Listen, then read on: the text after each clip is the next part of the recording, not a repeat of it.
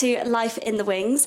I am joined by the wonderful Jacob Fowler. Hello. And I always do a clap as if we're at Theatre Drury Lane. When really we're just at Crystal Palace, Charlotte's flat. How are you? How's good, life? Thanks. It's good. How are you? Thanks for asking. I am good. I'm actually, do you know what? I'll be honest. My brain is like, as you've probably told, as you probably gathered from today. I'm moving out my flat today. It seems quite organised, though. It seems like you know what you're doing. I kind of do. The car is packed.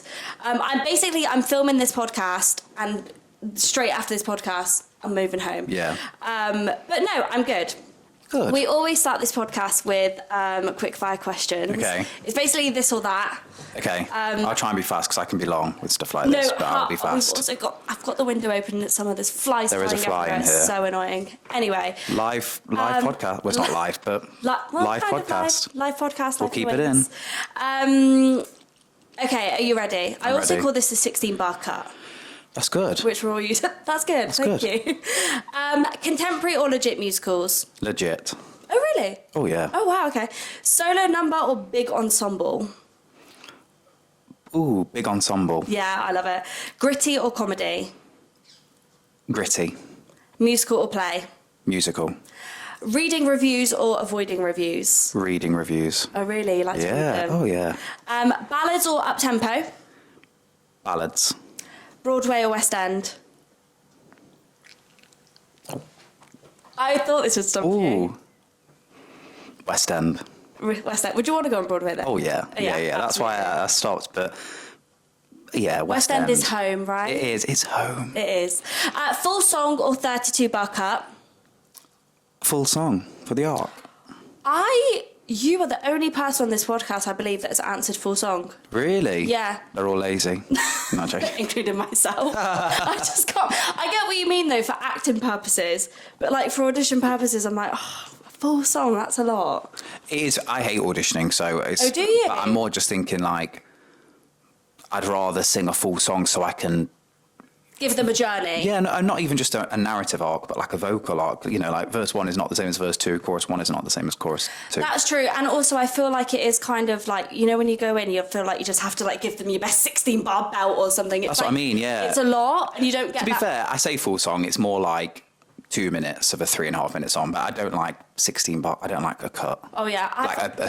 You know. I've had an audition. See, this is supposed to be a quick fire. We've literally gone into it, delved into a chat. I've walked into an audition before for a 16-bar cut and I sang maybe 2 words and I saw the panel go.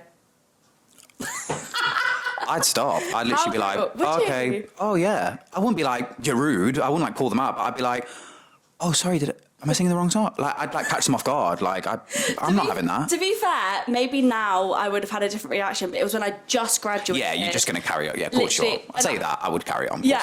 But like... Not you. I'll be like, what are you doing? No, I'll just sing. Yeah, I'd just sing. It's fine. I'd show them that I can do it. Do you know what I mean? Yeah. It would spur me on to be like, oh, you don't think I'm good? Okay. I know, I'll sing for you. It was really rogue. I've never had that experience again. It was just that one time. And then the last question, just for a bit of fun, Spotify or YouTube? Oh, I mean, I use both every single day, but I mean, Spotify for songs and podcasts, but YouTube for like vlogs or... Do you watch a lot of YouTube? Yeah. I watch YouTube every single day, and one of my friends said to me, they were like, that is so rogue. They were like, who uses YouTube? And I was like, I love it. Even if I'm using it and I'm still not watching it and it's in the background, like... I do the same. I don't have to be visually watching it, but... Yeah. Sometimes if I sit down on an evening, I put on YouTube rather than like actual television. Oh no, that's all I do. That? Yeah, oh, no, okay, Hannah and I just watch YouTube all the time, yeah. Also, Hannah, his fiancée, one of my besties. Hey Hannah, I hope you're watching. Hi Hannah. Okay, let's delve straight in. So you trained at Trinity Laban. Yeah. Which I never knew. What about me? Or you never knew of Trinity Laban? No, I never knew about you. Oh, well, I kind of only did 18 months there. Oh. And then COVID hit, / I left anyway. But it was fun. Wait, so you trained over COVID? I started in 2018. And so, September 2018 meant that halfway through my training was like March 2020. So when did you graduate? June 21. Oh my gosh, that's actually shook my world. In my head, you've been in the industry for like 10 years. It's because I look old and haggard. No. No, I'm 26. Oh, wow. Yeah, I left school when I was 18. Did 3 years, well, a year and a half. But I did end up graduating, but I kind of left. It was bizarre. Yeah. We can get into it. But yeah, my graduating year was like June, July 21. And then... That's crazy. Yeah. So before all that, at what point did musical theatre come into your life? Like, at what point were you like, I can sing, I want to do this? I always sang pop music growing up. Okay. And then... And like, but don't we all? Do you know what I mean? I wasn't like, I didn't have singing lessons or anything, but I thought, like, you know, when I was like 11 or 12, people would be like, you're quite a good singer. I'd be like, okay, I'll do it then. Do you know what I mean? I was like, all right, fine. I will be a star. And then I did, and I played in the school show band. I played in the band, I played percussion. You play percussion as well? Because you play piano? Yeah, but not well enough to play it in a band. But like piano, I more like dabble by myself. Percussion, I still don't now play well enough to be in a band. Oh, okay. But when we were at school, I was like the singer of the school. Not the singer, but like that was what... Not the singer of the school. I was the singer of the school. We went to a Catholic school, so I would like singing mass and stuff. Wow. I'm not religious. But like I would stand at the front and be like, this is amazing grace. Like literally in front of like 1,000 people, like, yeah, you're all watching me. Oh my God, I love that. I did that when I was a bit older, not so when I was like 11. you were like born to be a star, basically. You were like, yeah, I guess you could say. I'm joking. No, but like as the singer of the school, or like the singer, I wanted to be in the band. I got on really well with the music teacher. Yeah. We had like 7, but the one that ran the band. And so she was like, come and be in the band for the school show. So I played percussion because it's like the easiest. It's not the easiest. So but for the like, school shows, you weren't in them, you were playing the band? not for the first 2 years. No way. And then, not my first 2 years, but the first 2 years doing them. When I was like year 7, 8 and 9, I was in the school show. But I was giving like tree number 7. Like I was not, I was the same. I gave him Polify and Charlie and the Chocolate Factory. There you go. Yeah. I did like Annie... We Will Rock You. Did you? I did. I can't remember it at all. That was year 8. Production of We Will Rock You. That's I know. So I don't even know the funny. show. I couldn't even tell you what it's about. But like I was in it. Annie, We Will Rock You, Little Shop of Horrors, and then that's when I joined the band for Little Shop of Horrors. Right. And then year 10, we did Into the Woods, and I was like, and I'd never heard of it. I know. 10 years ago to the day, not today, but like when I was doing it, I was in the show. Wow. And I was like, I kind of want to be in the show this year. And I auditioned and I did Cinderella's Prince. Wow. But Cinderella's Prince isn't in the show for the first like 20, 25 minutes. In the professional productions, he is because he plays the wolf. Right. But in the school show, they obviously divvy out the part. So someone else was the wolf. So I was in the band for the first 25 minutes. So I did like the prologue and Hello Little Girl and all stuff like that. And That then I went down so as the funny. prince. And then I was like, I'd never heard of it. I didn't know who Sondheim was, didn't know anything. And then I did it. And then I was like, cool. And then the next year we did High School Musical. And I was Troy, of course. Was you? You Yeah. played Troy in High School Musical? Yeah. That's I couldn't so sing it. It was too funny. high, but yeah, So you've basically performed majority of like your life, and did it organically just go into... Yeah, I just knew I never thought I'd get into drama school because like London, I'm from Nottingham, like London for me was this big like, wow, God, that's what dreams are made of. Yeah, I was like, if I can just get to the bright lights of London, then I've completed it. And then I got there and day one I was like, oh, you're all crap. No, joking, but I was like, I remember thinking, I'm going to be the worst person on my course. Not that it's about how good or not you are, but like I remember thinking when I got in, it was like the best day of my life. I cried. I thought, oh my God, like, because I started quite late. I was like 16 when I did Into the Woods. Yeah. And I was like, oh, maybe I'll do musical theatre. Like it sounds like I was, like you said, like I was always going to do music. And I probably was, but more of a pop route. Yeah. And then, so I was 16, so I'd only been doing it for like a year and a half when I had to audition. And I went and I was like fish out of water when I auditioned for drama school. So had you had like dance lessons and stuff? No, nothing. I was awful. Way. Like I really was awful. No like, way. So many things. I was. I thought, but at least I thought I've got a decent enough voice that I might be able to carry that through.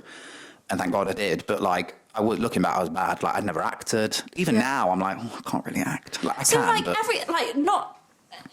It's so weird because, like, if you don't mind me saying that, my perception of you is like you've been in this industry for like so long. Like, in my opinion, like you're very successful and stuff. But actually, when hearing about your backstory, you've actually you were quite late. Oh yeah, and that's what I always say whenever I do like masterclasses or workshops. I'm like, there's no right time to start, and also like there's no right route to go either. You know, like I guess people do go to drama school, but.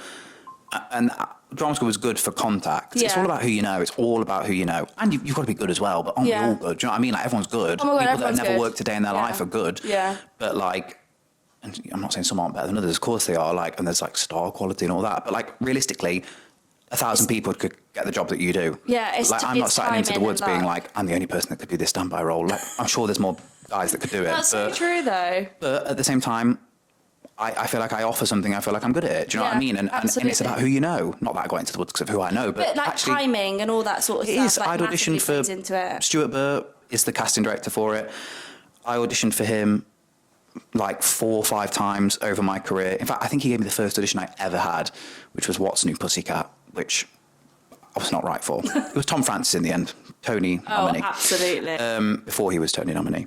And, but yeah, like because of that, I feel like when it got to Into the Woods, I feel like Stuart was then like, okay, I'm not saying he knew it was me, other people audition and stuff, but I feel like it was like he knew me well enough over the 5 auditions I'd done for him to be like, this is the right one for him. Yeah, like he could... the one that's off stage. This is the one that's this is the one. Yeah, Jacob, it. I've always wanted to give you this job. Please sit in the dressing room. Talking about auditions, you said earlier that you're not a fan of them. No, I'm. Do you get nervous? Not that there's, necessarily casting directors watching this, but there might be. But like, I don't really get nervous. I'm not bold enough in audition rooms. I'm not very good at being bold. I feel like I'm getting there now after working in Into the Woods with like incredible people. And I've always worked with incredible people in terms of, every job I've done, I've met someone new and you learn from people. But especially on this job, people like Kate Fleetwood and Katie Braben and Hughie O'Donnell and Ollie Saville and, loads of people. Yeah. When I'm working with them, and Reese Whitfield, if you're watching Reese, he told me off for not mentioning him in podcast the other day. Oh, there we go. You get your little mention. Hi, Reese. I'll show him this. But you've learned a lot from I've learned from watching all these incredible performers being like, oh, yeah, you can just be bold in an audition, in a rehearsal room, and therefore I need to take that into auditions. So when you say I play everything quite safe. Oh, I shouldn't. Do you mean in the sense of like your choices that you bring in, like maybe instead of having like, because I always think as well, if it's wrong, it's better to be bold and wrong. Oh, 100%, and it is a big choice than it is to be like, I'll just do maybe what I think they might want, and that's what I do. I'm like, what do they? Yeah, maybe they'll want like this. Even when I'm like, even if I think, oh yeah, maybe they want crazy and like running around the room, and I'll be like, yeah, okay, and then I'll get in there and I'll be like, but I'm not saying I come across like a nervous wreck. I'm not. No. I can be confident and I can be, like, oh, do you want me to sing? Yeah, okay, yeah, sing this song. But I'm a bit of a stand and sing, like, and I just need to learn to like. Well, also auditions are just really bizarre. Well, that's the other thing. I hate it. I actually just find it really bizarre. Like we walk into a room, there's like a panel on a table, and we're like, here I am, wanting to be a part of this. Will you let me in? Like, I just find and I get it. thing. Casting directors say like, we want you to win. We want you to, and I think that's lovely of you to say. Yeah. But. It might be 5 o'clock on your day on a Friday, and you might just be in a mood of like, yeah, great. I'm not saying that about casting directors. That could be producers, it could be directors, it could be runners, it could be anyone. But like, I get it. We might be as well. We might go in for an audition at 10 a.m. on a Monday and be like, hi. Obviously, I'd never do that. But do you know what I mean? Like, 100%. On any day, it's hard to give your one like. This is what I could give you. Yeah. So. I did a workshop recently actually, and. Something that made me feel a whole lot better actually was that the casting director said that they also got nervous to be on the panel. Really? To talk. Yeah. And isn't that wild? Because you think like, in my head, maybe not. I don't really have this opinion now, but obviously they do have the power. So you think someone who has the power wouldn't really get nervous because it's their decision making. I guess they have. I get that because casting directors specifically probably feel like they've got something to prove because their job is to get you in the room and to say, look what to the director and the producers or whoever and the choreographer, whatever, musical director, look what I've bought you. Yeah. So if someone not rubbish walks in, but someone that walks in that they're like an off day. Yeah, or not even that, but they're just like they are not for like the director's looking around like they're not right for the part. Yeah. I bet the casting directors they're like like so then I get it. That made me think as well, well if they're nervous and we're nervous, then surely the director and everyone's nervous. I'm thinking, what are we all nervous for? Because the director probably feels like they've got something to prove by being like, let me redirect that scene for you. But who are we proving it to? I know. Who's the top person? That's the thing of this industry. We're all. I say it about like the fact there's no. it's not like you start as an ensemble member in this industry, you know, everyone, and then you move up to lead, and then you move up to star, then you move up to a Tony Award winner. There's no that. You could your first job you could be a Tony Award winner, and your last job in the world you could be ensemble. Not that that's the worst thing, but do you know what I mean? Like, there's no 100%. Correlation to. It's not like a normal job where you start as an intern and then you get a pay rise and then you get a promotion and then by the end you're the CEO or whatever. It's so different. There's no. You know, I've done 5 years. I've been very lucky to have 5 years of like playing parts. Yeah. And now I've just taken my first standby job. Yeah. But it's in a show where I'm like, oh my God, it's Into the Woods in the West End. Do you know what I mean? Well, in the off West End. How is that going from being the part to then being, because you cover, I've written it down. Go on. Jack, Rapunzel's Prince and Steward. And Cinderella's Prince now. No, that's a new one. Oh, okay, because I did it as an emergency the other day. I blame Hannah because I messaged Hannah this morning to be like, can I just confirm what he covers? And I don't believe she said that. Oh, she should know that by now. But let me fact check that after just in case. Yeah, I did it. I was never that. And then about 3 weeks ago, they rang me and said, can you go on? That's it. That was right. You went on and did. Yeah, The Wolf and Cinderella's Prince, yes. which is what I played at school. Oh my god! And I'd never done it before. Well, I did it at school 10 years ago, but I wasn't a cover for it. Didn't you go on with like minimal rehearsal? Yeah, I'd never rehearsed it. How? Well, in the day, they kind of did a bit of a put-in, you'd call it, but it wasn't a put-in, but a bit like okay, run hello, little girl. Great, time ticket. You know, as in they weren't pushing me, but like, we didn't have a lot of time. There wasn't time, so you had to be like boom, boom, boom. Yeah. Was that something that you offered to do? Were you like, I can do it, or were they like, they asked you do me? it? Yeah, they asked me. I could have said no. Yeah, 100%. I wasn't going to say no. Like Cinderella's Prince, like I say, it was full circle for me, but also it's fun. Is that the one that sings Agony? Well, they both sing Agony together. Oh yeah, Prince's, there's two of them. Yeah, so there's two Agonies, Agony and Agony Reprise, but then and that's what Rapunzel's Prince does, both of those, which is what I do cover. And then the other two that Cinderella's Prince does are Hello, Little Girl. Yes. With the wolf at the beginning. As in, he's the wolf, not Cinderella's Prince, but it's the same actor. And then Any Moment with the baker's wife at the end, or towards the end. How is, are you loving it? I love it, yeah. It's such a good show, and it's just such a good, like I say, the company is insane. I feel genuinely, it's one of the longest jobs I've ever done, because I've done quite short runs of things. I've never done like a year in the West End or whatever. Oh, have you not? I've never been in the West End. Wait, what? I did 10 months on the Heathers tour, 9 months maybe 8. I've never done the West End, no. I did the Palladium as a one-off, it was just one show. Wait, so does Into the Woods count as West End? No, because it's the bridge. It's a bit complicated. Broadway are very good at this. Theirs is like, if it's 500 seats or more, and it's in the perimeters. Yeah, then it's Broadway. If not, it's off Broadway. Over here, it's a bit more loose, I guess, but it is still a capacity thing. I think it is still 500 plus is West End. But it doesn't really make sense what is and what isn't. Like, for example, we could be nominated for Olivier's, which we were. Yeah. Because we're part of SALT, the Society of London Theatre. Oh, it's all confusing. And that's not to do with West End. So we are technically off West End. So technically, you haven't done a West End job? No, I did the Palladium, but it was one show. No, I disagree. Sorry, I heavily disagree. I've done a lot of concerts in West End theatres, but I've never done a West End show. A West End contract? No, I wouldn't say I've made my West End debut, no. That's actually shocking. Whoa. That's crazy. It's funny, whenever I do like concerts or masterclass or whatever, like, and I've never ever said this, but it's always like West End star, West End performer, and I'm like, no. You've never been in the West End. No, just on Heathers, darling. That's it. Let's talk about Heathers. Oh gosh. Oh gosh. You play JD. Yeah, not at first though, as understudy. Did you cover? Yeah. Oh, no way. For like 5 shows, and then So when did you first originally do Heathers? When it was at the Other Palace? Yeah, when it opened the Other Palace after COVID. So when Bill Kenwright bought it from Andrew Lloyd Webber, that's the first show they put back in November 21. And how was playing JD? Did you enjoy it? Well, I wasn't JD, this is the thing. But you were cover? I was cover, so I went in, we did 2 weeks rehearsal, which at the time I was like, yeah, cool. And now I look back, that's not a lot of time. Yeah, because wasn't there people that had been casting it like a couple of days before and then started rehearsal, or have I made that up? Well, no, yeah, it's worse. Not worse than that, but it's shorter than that. I've said this story so many times, so I'll say it not fast, but I'll say it shortened.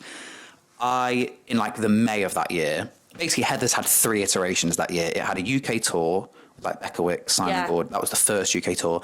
It had the Haymarket version, which was the West End, with Christina Bennington, Jordan Luke Gage, Jodie Steele. And then it had this other Palace version from the November. So we were the last version of it. Oh gosh, there's so many. In like the May, I messaged Paul Taylor Mills, the producer, and was like, hey, can I audition for Heathers? I didn't know him. Look, you're like, hey, can I audition? Literally, you've got to shoot your shot. Absolutely. And he followed me already because of this like Little Mix program. And I'd kind of had not a name in the musical theatre because I hadn't done anything, but like because I'd done this TV show and people knew I did musical theatre, so it was a bit like, who's that? And he was like, yeah, send you singing Freeze Your Brain. And I did. And they didn't reply for a week. And I thought, oh, God, I was like, lucky to be, I was like, Paul Taylor Mills has seen my Freeze Your Brain tape. Oh my God, I'm going to be a star. Like, that's ridiculous. Like, that's so funny. I mean, it was kind of true that it ended up happening. But then a week later, he was like, hey, can you do the sides? Same thing happened. He didn't reply. I sent them. He was like, thanks. Didn't reply for a week. And Is this over email you're messaging? No, Instagram. You're joking. Which actually, funny enough, he's actually just put out a thing yesterday being like, please don't message me on Instagram. I was because I'm sure every man and their dog now exactly. Like messaging. That was early on when Heathers was still this new, I mean, don't get me wrong, people knew it. It was Carrie had done it and whatever, and Jamie, and it was crazy, but I feel like not many people were probably reaching out via Instagram. And I didn't have an agent, so that was the only way I could. Yeah. And also, self-tapes were probably quite new then, weren't they? It was all self-tape. Yeah. No one went in for that job. So you didn't have an agent at the time? No, because I'd just done this TV show. And then I thought... sorry to interrupt. We've literally been like this with your... I know, I've not done any... Order, but oh well. Who cares? So then you did the Little Mix. Yeah, well, the Little Mix was before that. Should I do this story or should I go back to Little Mix? Do the story about the agent. About why you didn't have an agent, because you said you did Little Mix or something. Oh, I see. I didn't have an agent because I thought I was going to go into pop music. Right. So I was like, I don't need an agent. Yeah.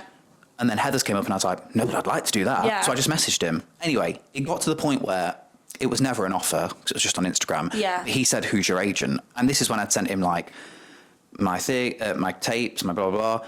He was like, who's your agent? I was like, oh, I don't have one, but I was in talks with an agent at the time. Yeah. So I remember thinking, even if they don't sign me, they could look over the contract for me. They could do this, they could do this. So I said, oh, there's someone I could send it to, but I don't have an agent.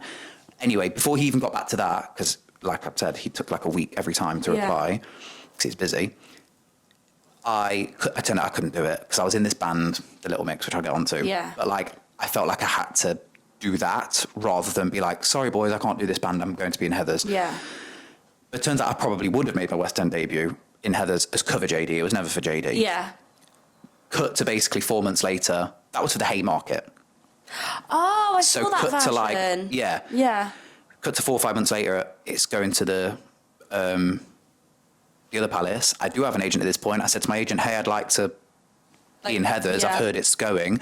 There was no auditions put out. It was very much at that point, Heathers was still like a thing where Paul kind of like picked people. Yeah.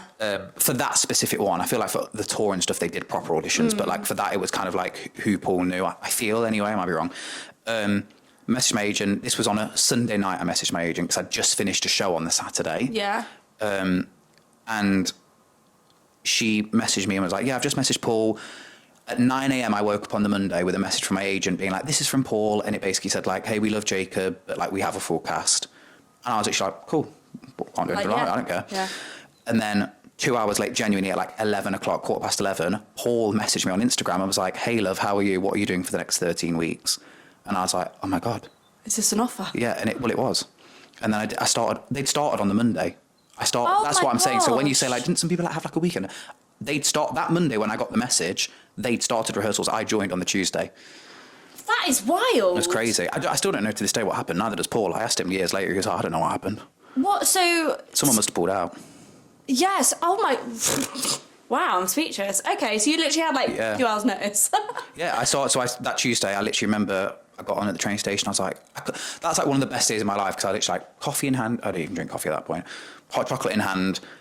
The sun was shining. It was November, and I remember it being the most glorious day. And I was like, oh my God, I'm going to do Heathers. I'm going to be in the professional. And I used to watch Carrie Hope Fletcher's vlogs. Yeah. Like, it was just I couldn't believe I was at the other Palace. I couldn't believe I was backstage at the other Palace. I was like, this is absolutely crazy. I really relate to you as like, do you know what? I mean, I know, obviously I know through Hannah, like she talks about you a lot and stuff, but I just feel like you're so human. And like, I know we're all human, but like I didn't know about you that you would have that like, oh my god. Oh, I love still now.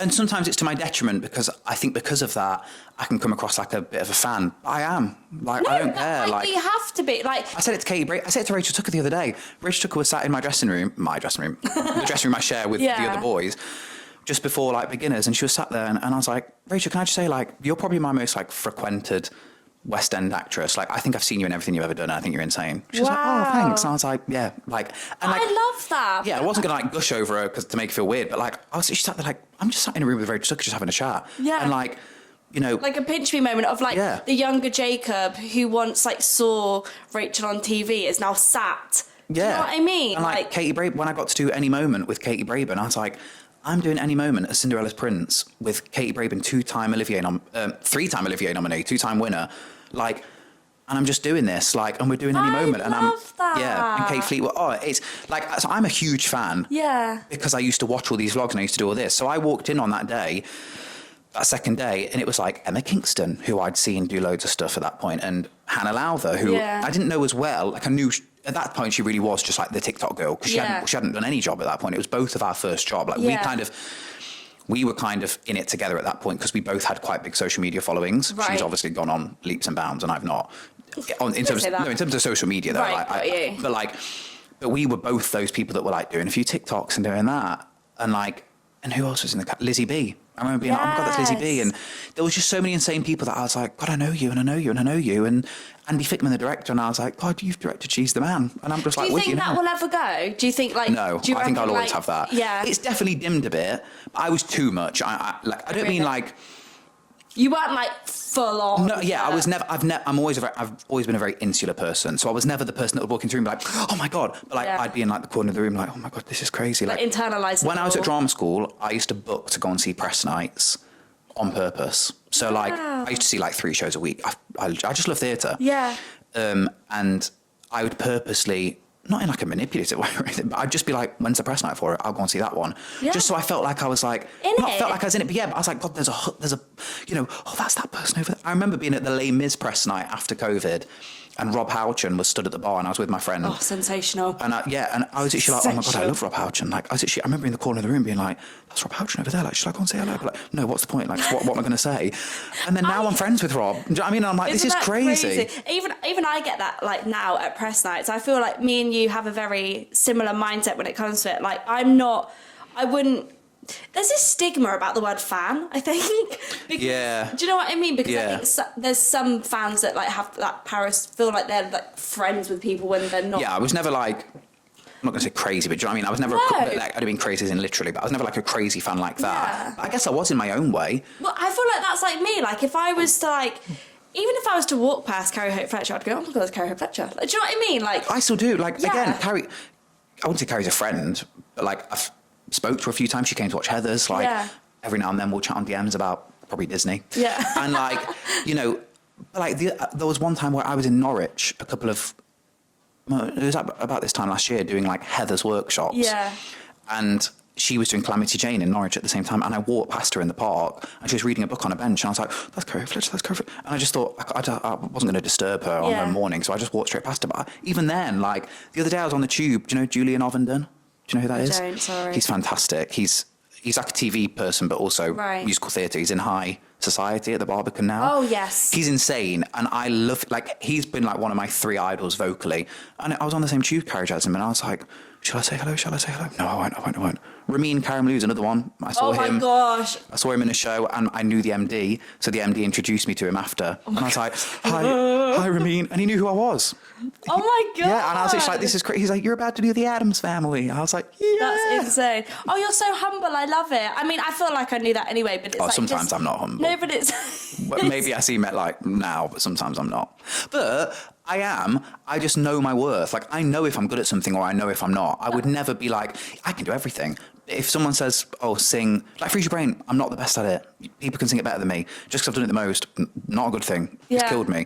But, like, if I know I'm a decent enough singer, I mean, I've lost confidence as the years go by, but, like, I know that I'm decent enough to get by. I think there's a line between confidence and arrogance. And I think we as British people are very modest, and we're like, oh no, and we queue and we do all that stuff. But I think, like, for my personal journey as well, is actually recognizing, oh, I am good at this, has made me progress in my career. Because before I used to be quite apologetic, when now I'm like, actually, there's nothing wrong with just being like, no, I am good, I know what I have to offer. Yeah. That doesn't make you cocky and not humble, I don't think. Exactly, yeah, it doesn't. And also, it doesn't... Yeah, it's kind of not what you were speaking about, but it is. It just made me think about it. But, like, casting is another big thing that I've been thinking about recently. And it's actually because... I found someone sent me a bootleg of me, not a bootleg, a recording of me doing Cinderella's Prince, that emergency show. Oh yeah. Which I'm actually so thankful. Like, say what you want about bootleg, say what you want. It was just a recording, so it's probably just under their phone, under their seat, so it wasn't disturbing anyone. But like, I'm glad I have that, because that was one show, and I'll probably never do that role again. I might, but I doubt it. But you have that as like a.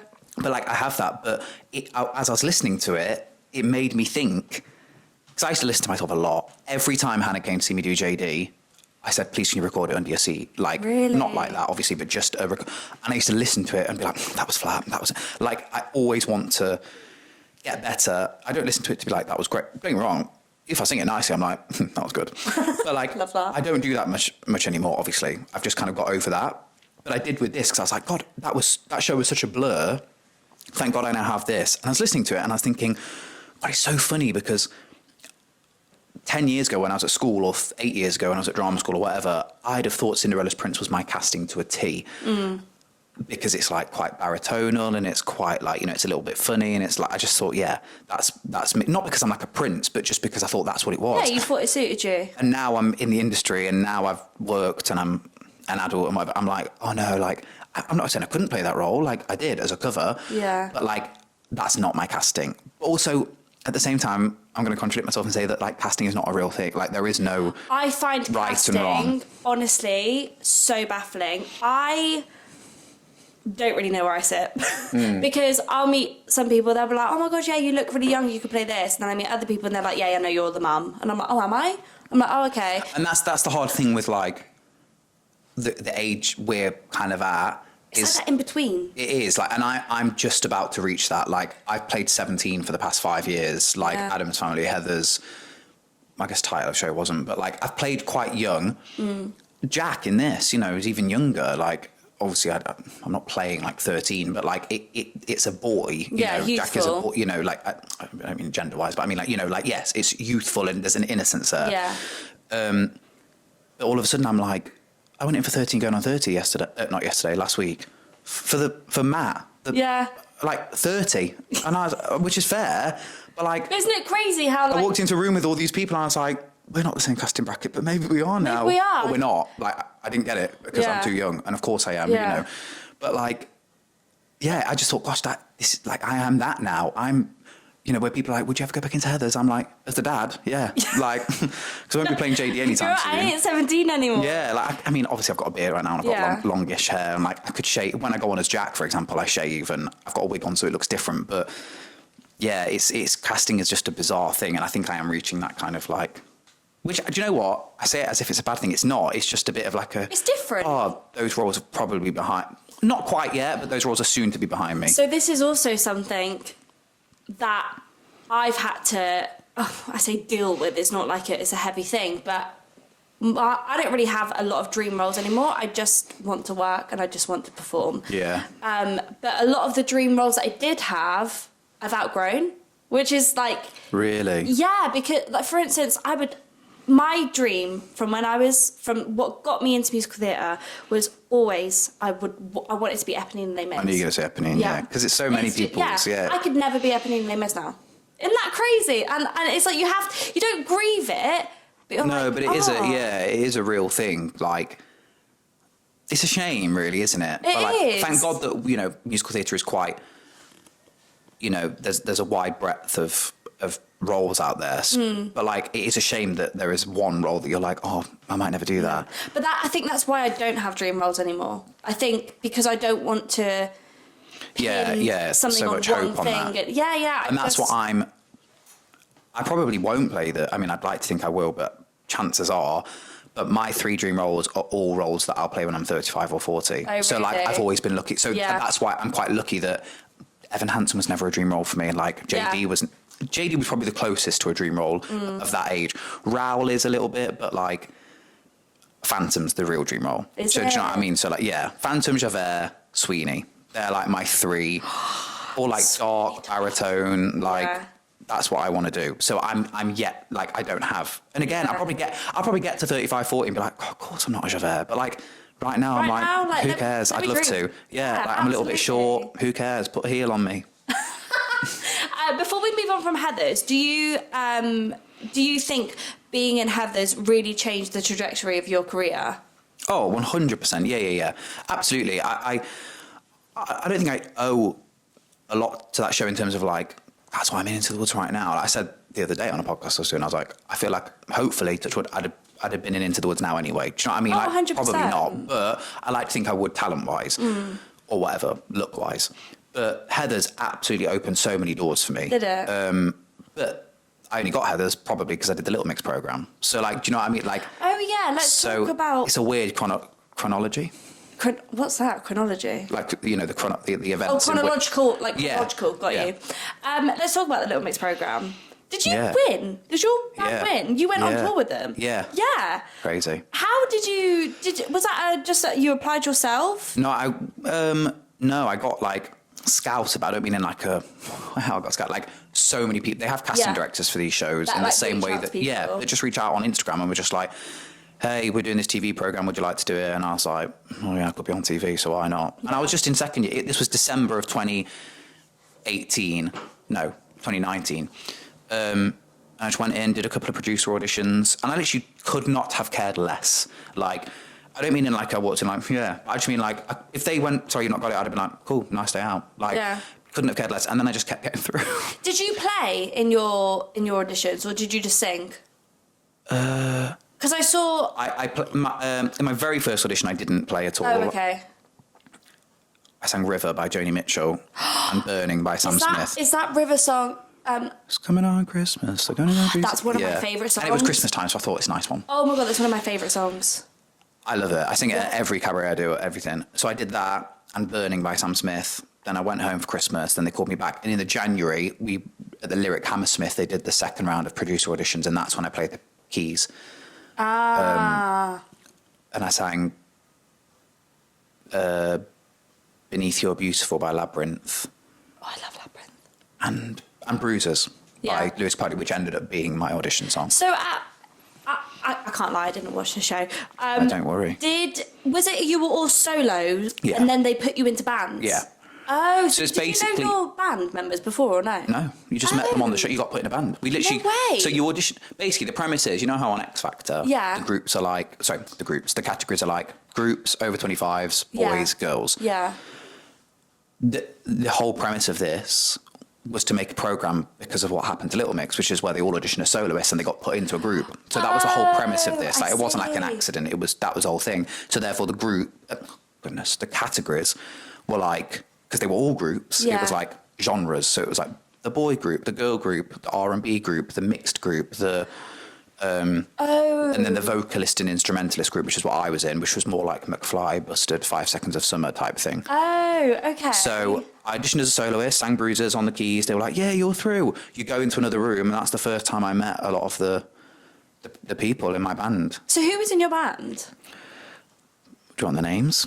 Well, I mean, like, are they from the music? Are they no, they're not. No. They were like, they were just boys from like up and down the country. One was from Dublin. Oh, we were all completely. And I think that's why we won, because we were 4 completely different boys. Like, I was the like more soft singer, Sam Smith-esque, like keys. You know, I'd sing like the verse probably or the bridge. Like, I wasn't giving high chorus. And then there was like the more kind of the rocky. Harry was the rocky one, and like the showman. So you all had your individuality. Yeah, them 3. One played bass, the other 2 played guitar, acoustic, electric, and I played keys, and that was our thing. Oh wow! So it wasn't just like, in my head, I thought it was just like a stand and sing together, like One Direction-esque. Like you. No, there was a band that was a bit more like that. Oh. But we were the vocal instrument. That was our niche. So then you won and went on tour with Little Mix. We won, went straight back into lockdown. Because this was November 2020 that we won. And then there was like a December lockdown. It was the second or third one. Probably the second. Fourth, fifth, who knows? Yeah, exactly. And then went straight back into lockdown. The tour was meant to be the following April, but it got pushed back to April 22, but which is quite nice because there was a year and a half of my life where I knew I was going to play all the biggest arenas in the UK, and I was just like living day to day. That is actually insane. Yeah. How was that? It was fun. The actual thing of doing the arena tour was fine. Oh, really? Yeah, it was just. I'd done Heathers at this point. Yeah. So I was like, I had that thrill of walking out as JD, which I eventually took over, and singing Meant to Be Yours to the other palace, which is like insane because they're right there, and you know it's a theatre and you're playing a part and you're acting. And blah, There's blah, that blah. connection. Yeah, whereas like you walk out of the O2 and it's huge, and don't get me wrong, it's huge, and I was like, oh, this is crazy, like, but there was no excitement like it is when you're about to sing Meant to Be Yours. That's I was so just like, interesting. maybe it's because of the type of. I don't think I was fit to be in a band. Like the type of performer that you are. Like to be.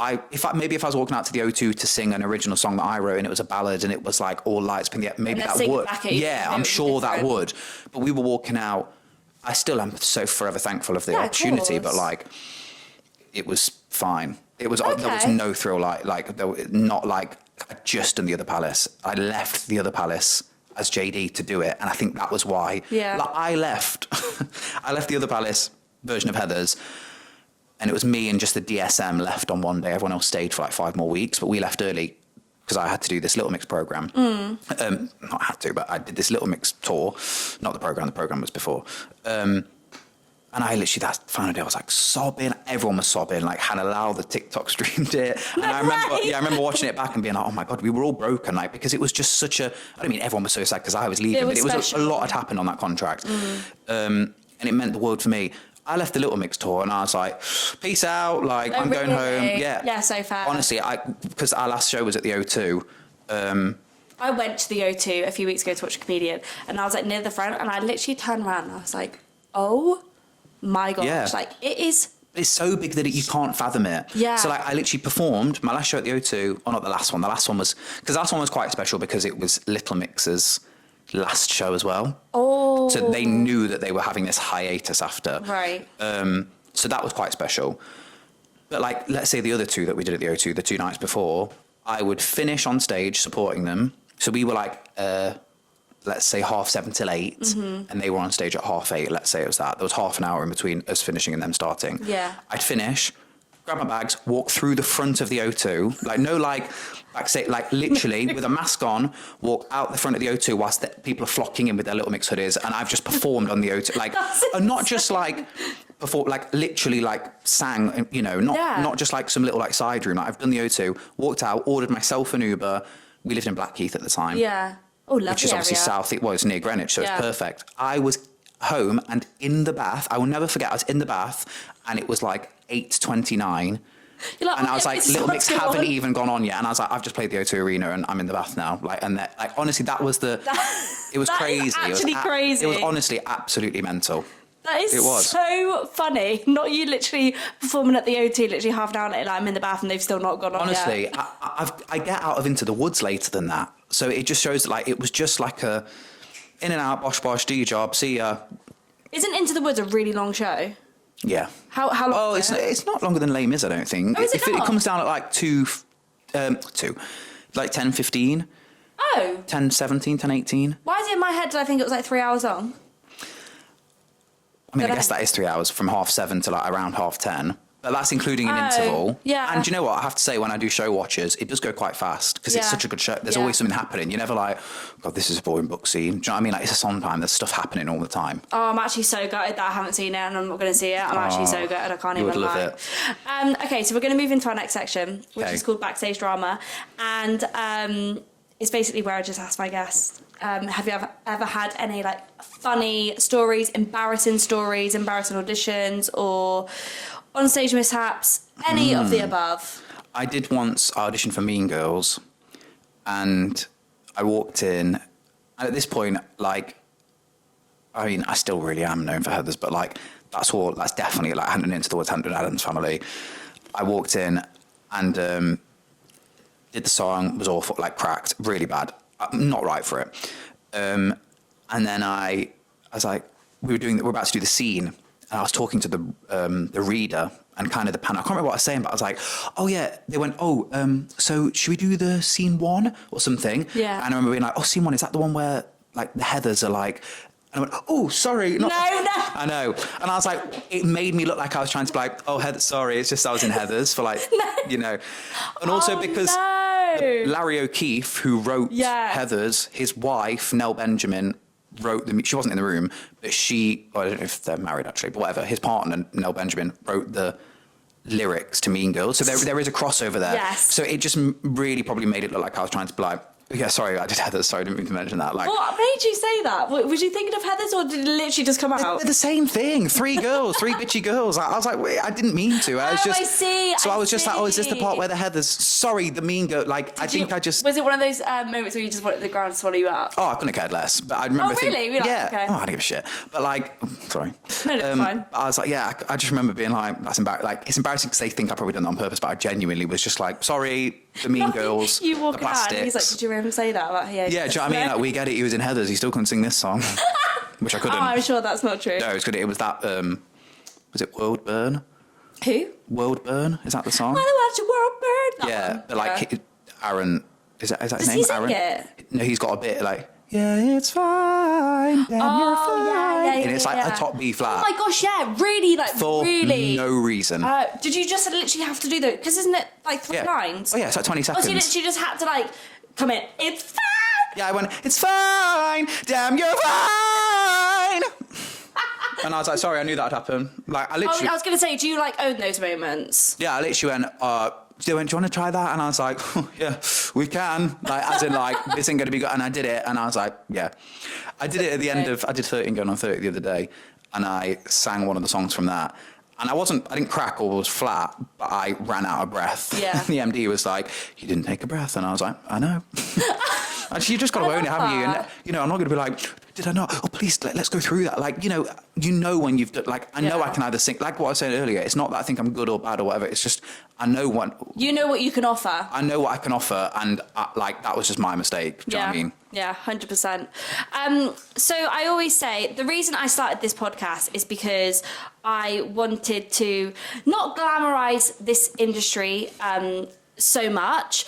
And my question is to you about the industry, about, I don't even want to say that on the negative side of it, but what is the most common thing that you believe is misunderstood about this industry? Goodness me, misunderstood. Okay, no, I do have one. That everyone is very good at everything.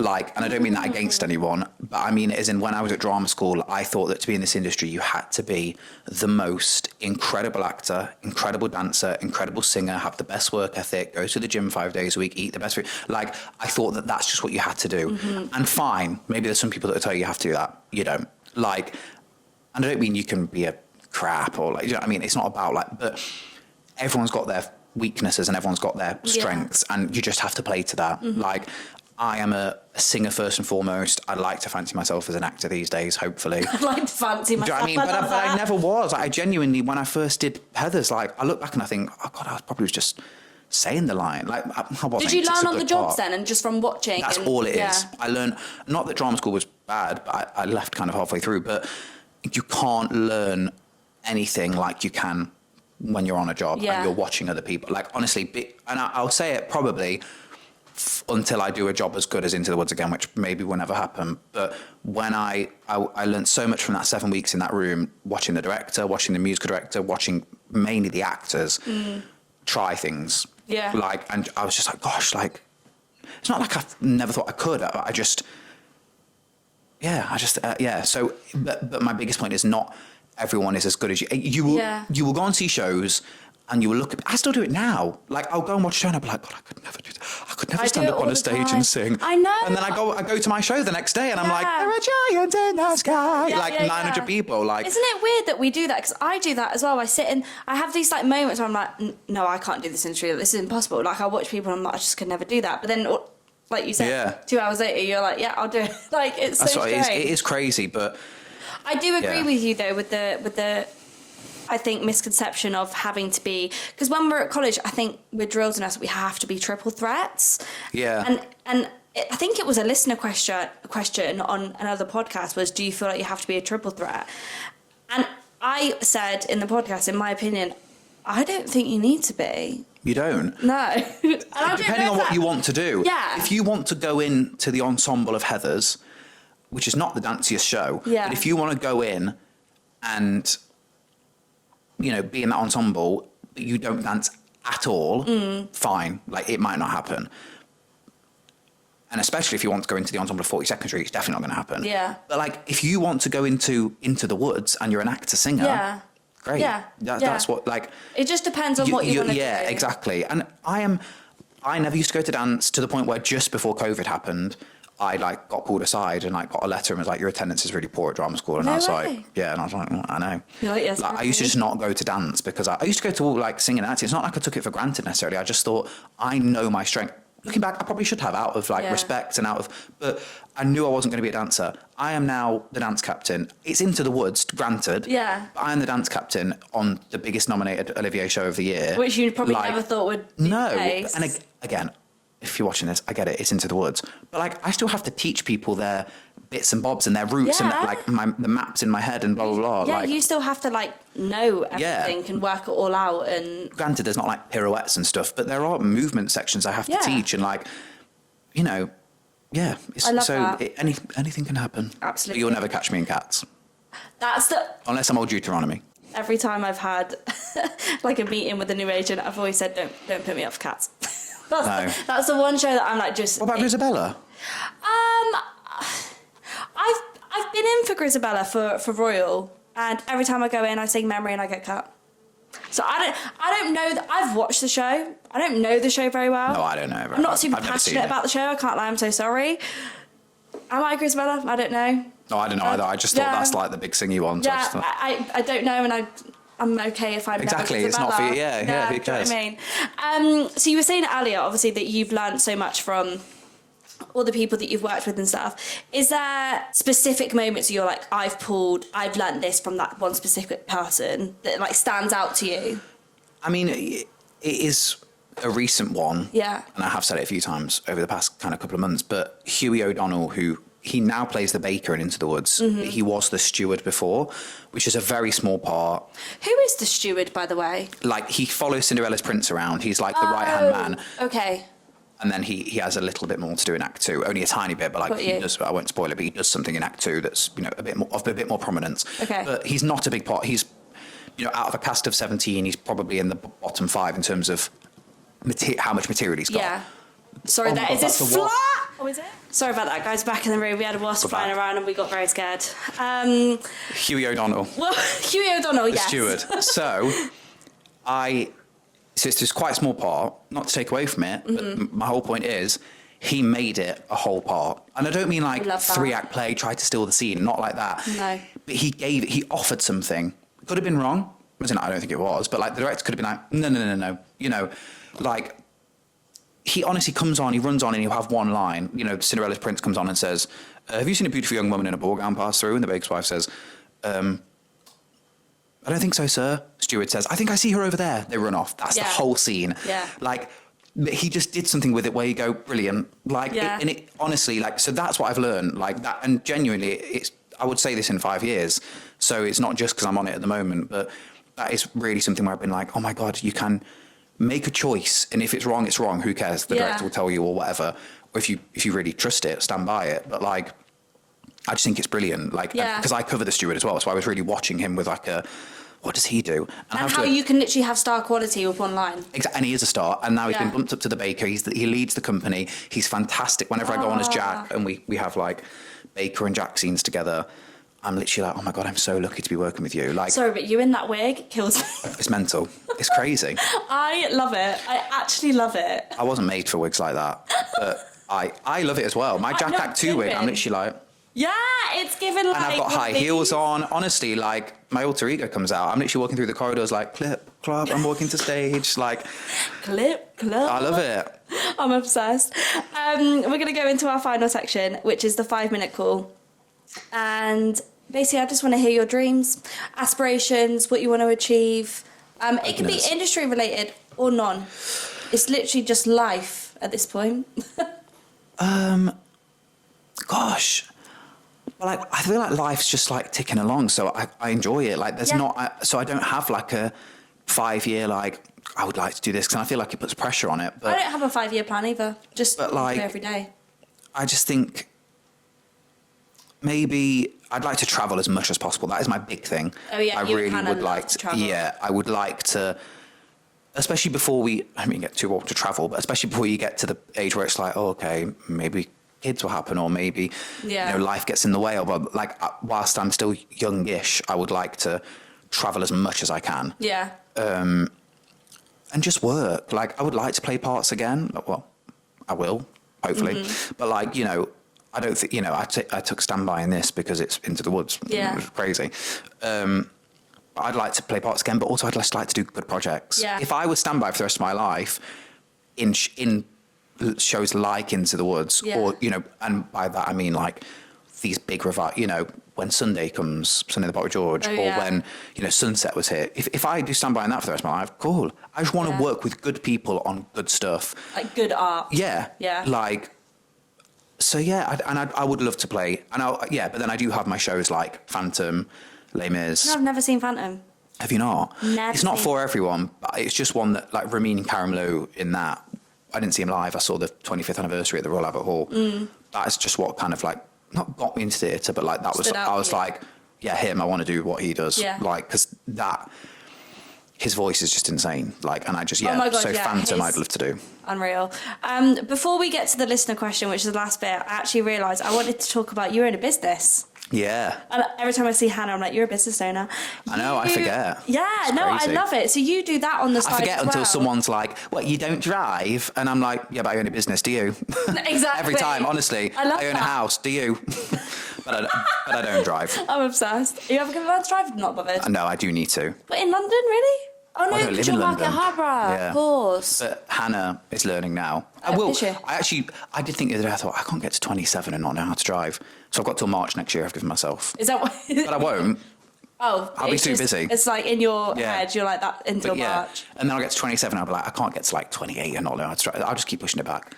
And they always say as well, when you learn to drive, it's easier when you're younger. Oh, I know they do. Trust me, I have people telling me. So I'm like, oh. Also, because I feel like because we're like, dancers and stuff, we have coordination. So what I tell myself is I play quite a lot of Xbox, and I literally am there like doing 1,000 things at once. And I'm like, there's no way I can do all this without looking and not know how to. I know they're different things, but my point is I should be able to do it. Basically, what you're saying is Xbox gives you transferable skills into. Absolutely, I hope.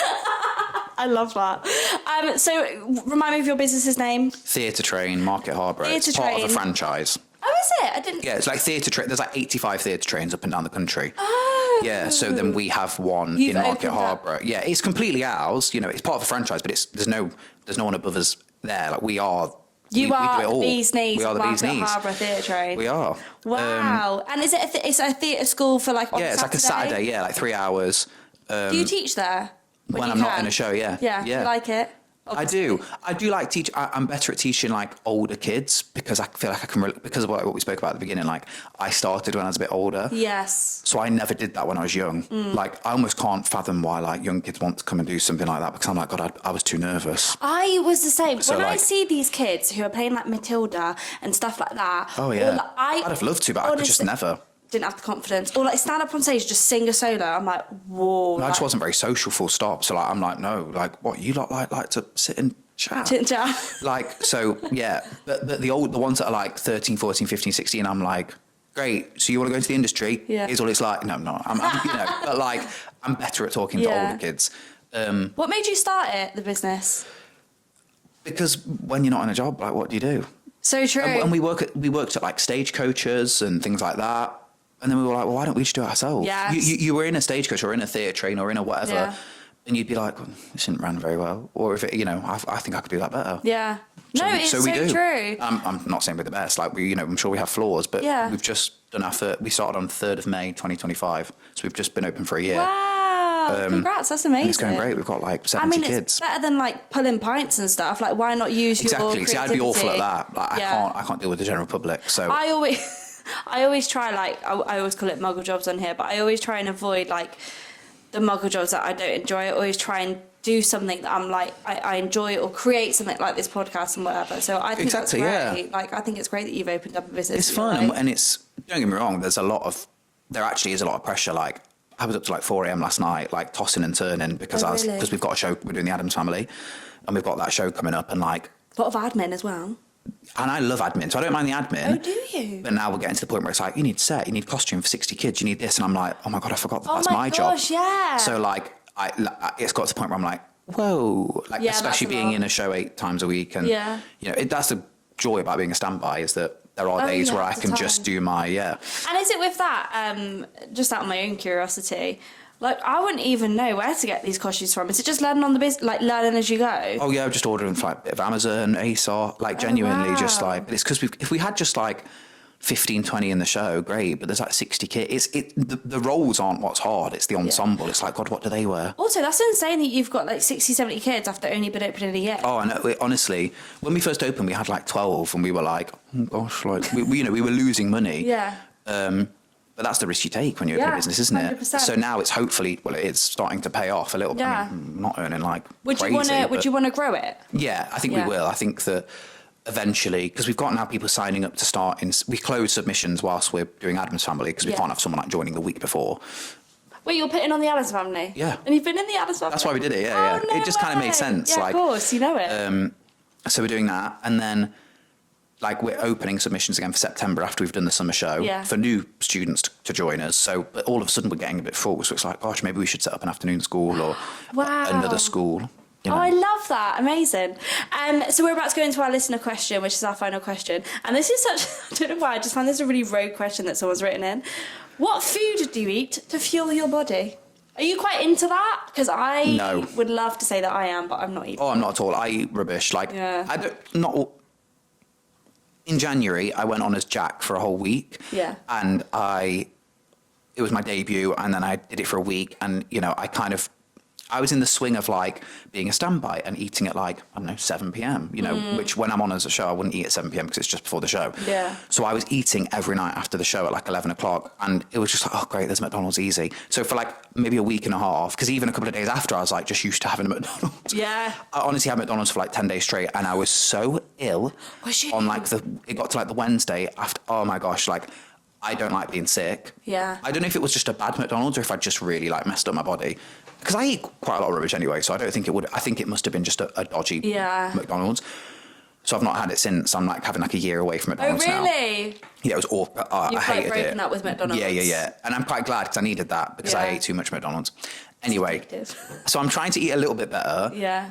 But I don't cook very often. Like, I'll just have like takeouts or even like microwave meals or something like that. Well, I feel like when you're in a musical theatre schedule, it's really, really hard. It is. Normally. Because you get to work at 6. That's such a weird time to like, and I don't want dinner at 5. Yeah, well, also as well, say you get to work at 6, for people that live maybe, because some people commute maybe like an hour and a half to get in or whatever, you know, like not everyone lives. So you're leaving just after lunch. Yeah. You know what I mean? Like, it's crazy. Yeah. I'm starting to eat more like fruit and stuff.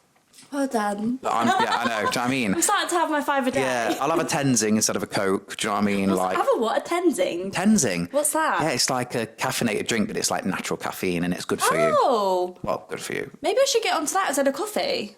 Oh, I still drink coffee. Oh, do you? Oh, God, yeah. I wake up, have 2 coffees. 2 coffees? Yeah.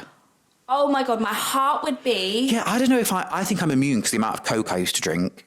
I honestly... People say that. They're like, sometimes I'll have 3. Like, 3 coffees? Yeah, but maybe I'm not doing it right. Do you make them yourself? No, I have one of them machines. And you have 3? Well, no, 2. Sometimes I might have 3. Yeah, but you might have 3 in a day. Oh, I definitely have 3 in a day, yeah, because I'll have one at like lunchtime as well. Oh my gosh, I would be... But I'm not even anxious for it. Like, I don't even... Maybe it just doesn't affect me. What will affect me, and it probably will soon actually, is if I've had 2 coffees this morning, and that's all I've had. So like, it will get to like 2:30 and I'll be like, I've not eaten. Oh. No, I've not eaten. So like, that's when I'll start to be a bit like, whew, and then I'll eat. Do you get withdrawal from coffee? Like if you didn't have the 3, would you get like a headache or whatever? I can't believe you drink 3 coffees a day. I wouldn't know, because I don't not have 2 or 3 a day. Sometimes I have one and my heart's like boom, boom, boom, boom, boom, boom, boom. Maybe it's not for you then. No, I didn't. No, I have one every day. I can't lie. But like, Yeah, but then your heart's bum, bum, bum, bum, bum. not every day. I love how we talk about coffee. It depends. Sometimes I can go to a certain coffee shop and I know it's strong coffee because my heart's like boom, boom, boom. Right. So then I might go to that one, especially if I'm really tired. But like my Nespresso, everyday coffee, absolutely fine. Yeah. But I don't know if I could have. I don't know if I could have two. What I've started doing recently is I'll have a coffee from the coffee shop that I walk past to get to the station. It's just a latte. It's just like one shot and milk. It's fine. And then when I get nearer to work, depending on where I'm going, I'll have like a Blank Street or at Olenstein. I'll have like a white chocolate matcha latte. Tried one the other day. Not for me. Really? Oh God, I My love them. first ever matcha. Oh, would you just straight matcha though? White chocolate. Oh my God, I love it. No, not for me. It was very sickly. I'll get one when I get to work now. Really? Yeah, no, I love it. Very sickly. Really? Do you Yeah, know, but I like guys, sweet I'm going to things. plug a shop. Yeah, I'm going to plug it. Do you know there's actually a coffee shop in Soho in central London that sells lattes for £1.50? What? Yeah. Where? It's near Les Mis. It's literally just around the corner from Les Mis. So not too far from the Noel Coward. Yeah. I'm actually not going to tell it because I fear that like if I tell people and they watch this and they all go and then they're going to put the prices up. I actually don't know what It's in Soho though. It's not like they're short for business. There must be loads of people getting it. Do you know what? Do you know why I think not many? Well, any time I speak about it, people don't know about it. But I think it's because it's not a coffee shop that you sit down. It's a coffee shop where it sells coffee and then they serve it and you walk away with it. That's what I want. £1.50 latte That's in mental. central London in Soho. Is it nice? Yeah, really nice. Really nice. Do they make it proper, or is it from like a machine? No. It's roast like proper God. roasted. Well, catch me there coffee. for the It's next like 10 months. Yeah. They sell like loads of different like beans and stuff. It's proper Beans, and nothing but beans. beans. You didn't get a Anyway, reference, do you? from Jack and the Beanstalk. I knew it was going to be from Into the Woods, but I is from couldn't Into the join Woods. in because the first thing that I thought was beans, Heinz. Oh yeah. That's true. Okay. Yeah, that's a good one. So Beans are just on my mind at the moment because is that what you sing in it? Oh, No, he buys the beans off the cow. it's all the bean. Yeah, the whole bean theme. I sang beans, and nothing but beans, but that's not right. It's greens, and nothing but greens. No. And then the witch she raps about the beans, the special beans. She raps. She raps. Witches rap. Oh, really? Yes, the famous rap. Yeah. Gosh, You don't know it? No, I really don't. I've watched the film, but I've never. You know it. Greens, and nothing but greens. Parsley, peppers, cabbages, and celery, asparagus, and watercress, and Is that in Into the Woods? Oh my God, mate, get to know. No. You'll love it. I know giants in the sky. That's I all do know. that one every now and then. And the agony. And I do that one every now and then. So you just know the ones I do, really. Basically, yeah, I'm just a huge fan of Jacob Fowler. Thanks. Who isn't? Anyway, rambling about all sorts on this podcast. I hope you've enjoyed yourself. Thank you so I've much loved for it. coming on. Thanks for been having me. A pleasure. Please like, subscribe, be kind, talk lovely thoughts, have a lovely summer's day, all of the above, and I will see you next week.